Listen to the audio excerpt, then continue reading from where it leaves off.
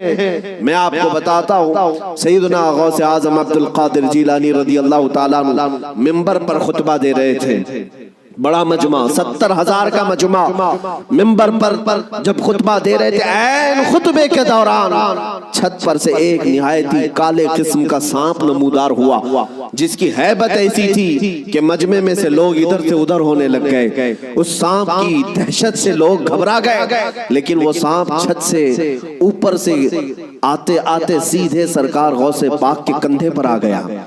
غوث پاک کے کندھے پر آ گئے، نہایت ہی کالے قسم کا زہریلا سانپ، جس کو دیکھ کر مجمع منتشر ہو رہا۔ غوث پاک خطبے میں مصروف ہیں، اور اس کے بعد وہ سانپ آپ کے گردن سے آپ کے جبے میں داخل ہوا، آستین میں گیا، سینے پر آیا، دوسرے آستین میں گیا، گردن میں آیا۔ اس کے بعد تھوڑی دیر کے بعد وہ واپس ادھر ہی گیا۔ غوث پاک کے ایک جملے میں بھی لغزش نہیں ہے، خطبہ جس طرح چل رہا تھا اسی طرح چلتا رہا۔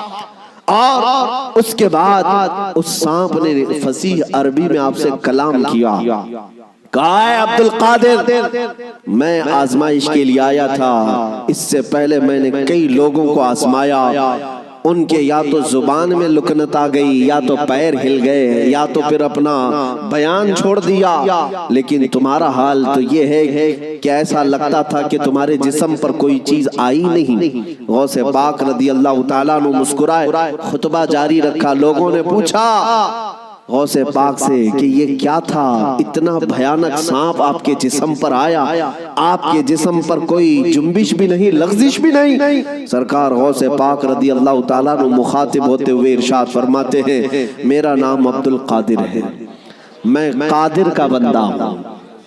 کس کا بندہ؟ قادر کا بندہ، قدرت پر یقین رکھتا ہوں۔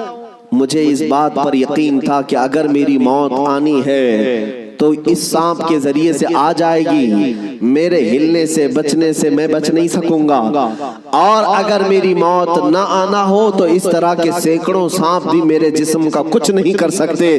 موت و حیات کی قدرت صرف میرے رب ذوالجلال کے پاس ہے۔ میں اسی یقین کے ساتھ خطبے میں مصروف رہا، وہ تو امتحان تھا، ٹل گیا۔ عزیزان گرامی وقار، اس بات کا میں آج آپ کو اعلان کرنا چاہتا ہوں، اگر آپ قادری سلسلے سے بیعت ہیں تو غوث پاک کی اس استقامت پر قربان جاؤ۔ آج اس طرح کے زہریلے سانپ اگر تمہارے ارد گرد آ بھی جائیں، تمہیں اس بات کا یقین رکھنا ہے، موت و حیات کا مالک میرا پروردگار ہے، موت و حیات کی قدرت میرے رب ذوالجلال کے پاس ہے۔ اور یہ یقین میں آپ سے کہتا ہوں کہ غوث پاک کے مقام تک تو نہیں پہنچ سکتے، لیکن واقعہ عرض کرنے کا مقصد یہ ہے کہ ہم قادری غلام ہیں، قادری کتے ہیں، ان کی نسبت سے اگر ہمارے سینے میں تھوڑا بہت بھی اگر شجاعت کا جذبہ آ جائے تو میں سمجھتا ہوں کہ میرے عزیزو آج اس روئے زمین کا منظر ہی بدل جائے گا۔ لوگ دیکھ چکے تمہیں ڈرا کر کے، دھمکا کر کے، انہیں یہ اندازہ ہو گیا ہے کہ یہ تھوڑے پیسوں میں بک جاتے ہیں یا خوف سے تھر تھراتے ہیں، ڈر کر کے بھاگ جاتے ہیں، اس لیے دنیا تمہیں ڈراتی ہے، دھمکاتی ہے۔ لیکن جس دن تمہارے قدم ڈگمگانے سے رہ گئے، میں یقین کے ساتھ کہتا ہوں بجلیاں آئیں گی، طوفان آئیں گے، لیکن تمہارا کچھ نہیں ہو سکے گا۔ اللہ کریم تمہارے استقامت پر مدد نازل فرمائے گا، اس لیے کہ قرآن میں وہ کہتا ہے ان الذین قالوا ربنا اللہ ثم استقاموا تتنزل علیہم الملائکہ، بے شک جو لوگ اللہ کو یہ کہتے ہیں کہ ہمارا رب ہے اور پھر اس پر جمے رہتے ہیں، مولا فرماتا ہے ان کی حفاظت کے لیے مولا فرشتے نازل فرماتا۔ جمے رہنا، استقامت، ڈٹے رہنا، یہ آج تمہاری ضرورت ہے میرے عزیزوں۔ طوفان آئیں گے، آندھیاں آئیں گی، لیکن یہ نہیں ہے کہ تم میدان چھوڑ کر بھاگ جاؤ۔ دیکھو موت تو آنی ہے، کسی ہاسپٹل کے بیڈ پر آئے گی یا گھر کی چٹائی پر آئے گی، کہیں نہ کہیں آنا ہے، یا کسی حادثے میں یا کسی بیماری میں۔